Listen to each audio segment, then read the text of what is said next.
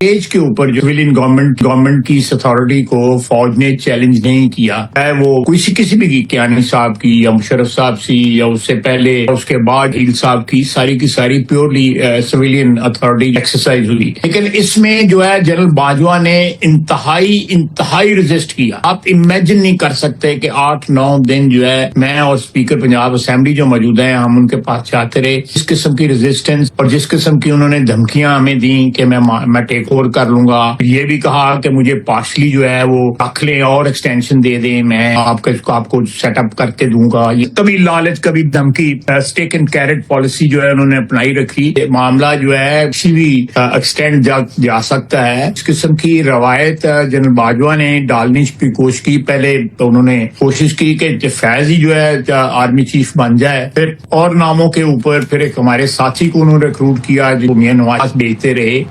وزیر دفاع خواجہ آصف کہتے ہیں فیض حمید جنرل باجوہ کے بغیر کچھ نہیں کر سکتے تھے۔ انہوں نے انکشاف کیا کہ 2022 میں فوج کے نئے سربراہ کی تعیناتی کے عمل کے دوران جنرل باجوہ نے 8-9 دن مزاحمت کی، دھمکیاں دیں کہ میں ٹیک اوور کر لوں گا، مجھے ایکسٹینشن دے دیں۔ جنرل قمر جاوید باجوہ کبھی لالچ اور کبھی دھمکی دیتے رہے۔